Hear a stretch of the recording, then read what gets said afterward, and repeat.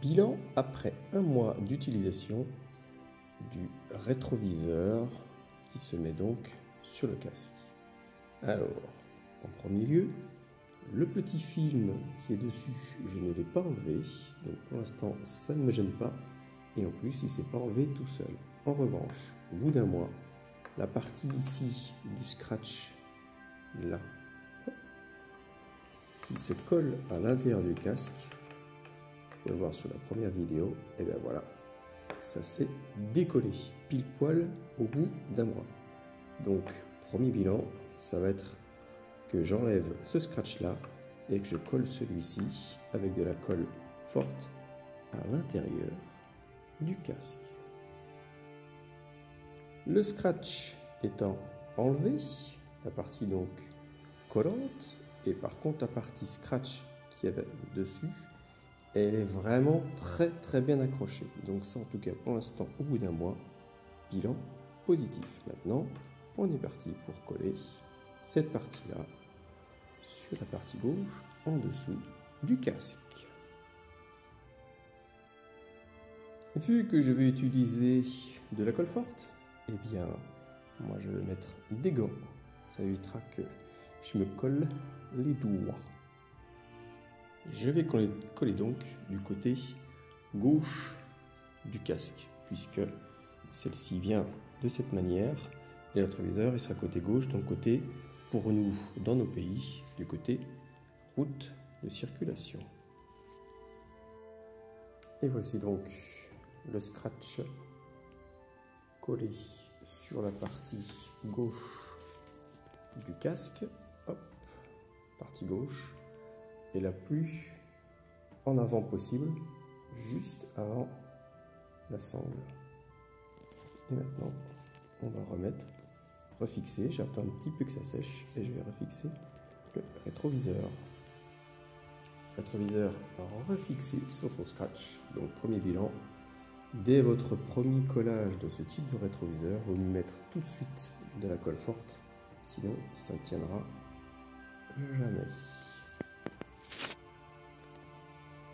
Le retour que je peux faire de ce rétroviseur donc au bout d'un mois, c'est que la partie ici, là, qui est amovible à chaque fois, au début, elle est vraiment très dure, cette partie de socle. Donc à chaque fois, quand vous donnez des petits coups pour pouvoir la modifier dans un sens ou dans un autre, elle est dure et les premiers réglages sont pas faciles du tout.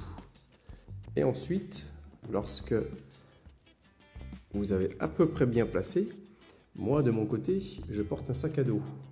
Pas aujourd'hui, mais lorsque je prends donc le vélo pour aller principalement à la gare, donc c'est à peu près 4 km par trajet. Le bout du casque avec le bout du rétroviseur, on voit un petit peu le sac. Si vous réglez un petit peu plus à l'extérieur, du coup, vous êtes un petit peu décalé. Donc à chaque fois, il faut donner un petit coup de tête pour pouvoir la réorienter, puisque dans son atout d'être petit, compact, et bien du coup, vous avez également l'effet plus indésirable, c'est que du coup, il vous manque un petit peu de volume. Donc le réglage, il est ultra précis. Il faut avoir de bons yeux et pour pouvoir regarder normalement. Maintenant, ce qui est pratique, c'est que ça ne prend pas énormément de place. Lorsque vous l'accrochez sur un antivol, comme je fais moi tous les jours, ça évite qu'il s'accroche partout dans les rayons et sur le casque. Donc c'est pratique. Et dans les rangements de parking vélo où il y a très peu de place, ça évite d'avoir ce rétroviseur sur le guidon, sur lequel, là, sans doute, on va pouvoir vous taper dedans, vous le tordre, vous le casser. Donc premier bilan, petite vue, pas grosse vue, donc pas non plus complètement prendre connaissance à chaque fois lorsque vous regardez derrière vous.